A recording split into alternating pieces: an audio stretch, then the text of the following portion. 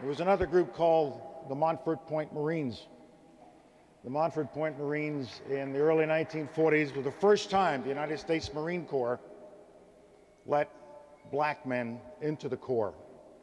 And both they and the Golden 13 did splendidly, just as the Tuskegee Airmen did splendidly. It is a rich history.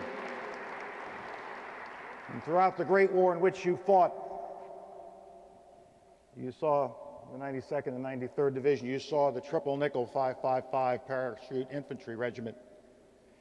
You saw the 761st Tank Battalion. You saw black women who came in to serve for their nation as well. It is a history that goes back 300 years before our Revolutionary War, when blacks served in the Massachusetts militia. It is history that includes 1/6 of George Washington's army being black. It is a history that takes us through all of America's wars. When Teddy Roosevelt went up San Juan Hill, there were black troopers with him, but you never see them in any of the portraits of Teddy Roosevelt going up San Juan Hill. It was a civil war where 300,000 blacks served and tens of thousands of blacks died. And the question is begged, why? Why would we do this for all of these years? Why would we serve a nation that would not serve us? Why would we serve a nation, and when that service was no longer needed because the conflict was over, we went back to the same conditions of oppression and servitude? Why? Two answers, I think. One, notwithstanding what they had put in the Constitution about us being property, we still believed in the vision that the Declaration of Independence and the Constitution set forth for the kind of America that could be in this new land. We believed in that. We had to believe in it. What else would we have to believe in?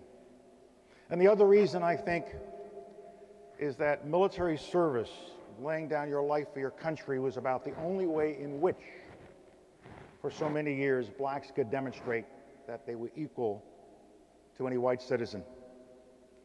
In the Civil War, there was a Confederate general by the name of Howell Cobb, and he heard that Jefferson Davis was going to recruit black soldiers for the Confederacy, and he wrote him a letter saying, "Don't do it. Use the Negroes for whatever purpose you can find, digging and chopping wood and cooking. But don't arm them. Don't make them soldiers, because if a black man could stand alongside a white man as a soldier, then the whole theory of slavery is gone and the revolution is lost." He was right. As Frederick Douglass said, once a black man has put on a uniform, once he has brass US on his epaulets, once he carries a weapon, and once he shows that his blood is as red and his courage is as great as any white man, then surely full citizenship will be his in due course. It took many years. It took lots of sacrifice. But above all, it took performance. It took people like you, who, despite all of the discrimination and oppression you faced, you never lost sight of the goal. And the goal was to make sure that you performed for the nation. And you served, and you sacrificed, and in the years since, you have continued to serve by passing on to the next generation what you did for them. You and all the others in the course of our nation's history who have served likewise are deserving of our highest tribute. I thank you for what you have done for African Americans, but more importantly, I thank you for what you have done for America. You caused America to look into the mirror of its soul. You showed America that there is nothing a black person couldn't do. There is nothing a human being cannot do if given a sense of purpose, if given the opportunity, if given the training, the skills, and if you believe in them.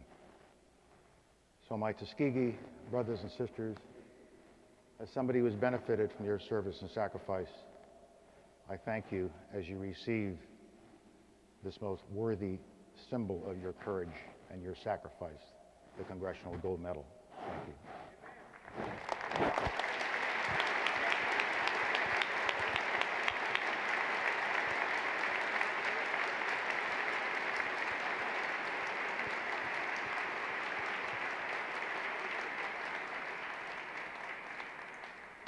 Ladies and gentlemen, the Honorable John Boehner.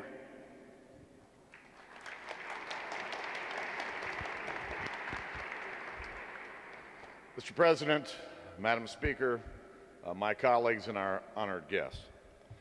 Today we honor a group of American heroes. We honor their bravery under fire and their determination under the ugly cloud of bigotry. The Tuskegee Airmen are a living example of the most basic American values: perseverance, resolve, daring, and most of all, courage. In December of 1941, just 4 months after the first cadets arrived at Tuskegee Army Airfield, the world was at war and the world was in chaos. German tanks had rolled all over all of Europe. They'd gobbled up half of Russia, and they were fighting the largest land war in world history. In the Pacific, Japan had invaded China, Southeast Asia, the Dutch East Indies, Malaysia, Thailand, the Philippines, and yes, even our Pacific Fleet in Hawaii. It was the low point in the war for our allies and us, and it would be years of sacrifice before victory was going to be a sure thing. The air war over Europe was a meat grinder. The U.S. Army Air Forces lost 19,000 and 35,000 were missing or captured. In 1 month, in April of 1944, we lost 371 bomber crews. That's 12 crews every single day of that month in 1944. And with the arrival of the 332nd Fighter Group in Italy, the Tuskegee Airmen showed America and the world the stuff that they were made of. Bomber losses declined and bomber crews were bolstered by the sight of the famous Red Tail Angels. And by the end of the war, the P-51s of the Tuskegee Airmen ruled the skies of Europe and dominated the once mighty German Luftwaffe. They went home to a nation still divided over the issues of race and color, but they still persevered. They built homes, they built families, they built businesses. The Tuskegee Airmen were the leading edge of the social revolution aimed at ending racial discrimination and racial oppression. Through the heat of the battle, they forged a record of achievement that no one could argue with. So from the bottom of my heart, and on behalf of myself and my colleagues in a grateful nation, let me thank you for your courage.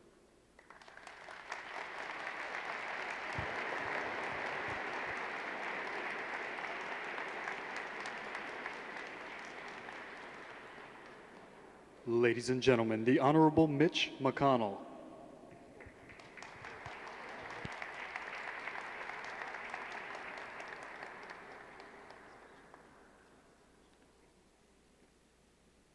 Mr. President, members of Congress, Tuskegee Airmen.